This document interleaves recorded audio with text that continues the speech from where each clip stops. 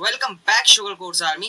It is day 34 of 40 days Poop to Pro in C series और आज हम देखने वाले हैं यूनियंस इन सी। इमेजिन करो एक ड्रेसिंग रूम है जहाँ अलग अलग लोग उसको यूज करते हैं but one at a time. Same with union, सिर्फ एक मेमोरी ब्लॉक मिलता है जो कि डिफरेंट मेंबर यूज करते हैं टर्न बाय टर्न। डिफरेंस समझो, स्ट्रक्चर और यूनियन में डिफरेंस क्या होता है। स्ट्रक्चर सबको अपना अलग अलग रूम देता है, सबको अलग अलग स्पेस असाइन होती है, लेकिन यूनियन में ऐसा नहीं होता है। सबको एक ही रूम अलॉट होता है लेकिन टाइम स्लॉट के साथ। अब इसको बनाना कोई बड़ी बात नहीं है, ये भी स्ट्रक्चर की तरह ही बनता है जैसे यहाँ बना है। इजी से एग्जांपल से इसको चेक करो। हमने एक डेटा नाम से यूनियन बनाया जिसमें हमने एक इंट डाला है और एक फ्लोट डाला है, और अगर अब हम इसी को मेन में यूज करेंगे तो हमने डेटा का एक ऑब्जेक्ट जो डी बनाया है, तो डी आई में हमने 10 सेव करके प्रिंट आई किया है। अभी हमने सिर्फ एक वेरिएबल का यूज किया है, एक्सेस इज कूल, बिकॉज वही लास्ट लिखा था। तो वही अगर हम स्ट्रक्चर से देखें तो इस सिंटेक्स में देखो, इंट को 4 बाइट्स मिलेंगे और फ्लोट को भी 4 बाइट्स मिलेंगे,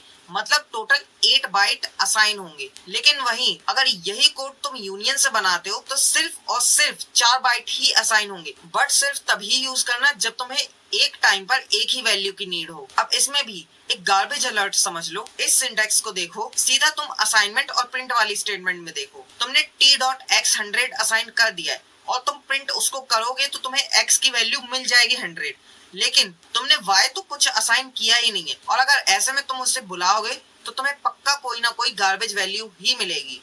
और बस यूनियन का यही छोटा सा कॉन्सेप्ट था। अगर तुम्हें समझ में आया है तो ये रहा तुम्हारा आज का क्वेश्चन।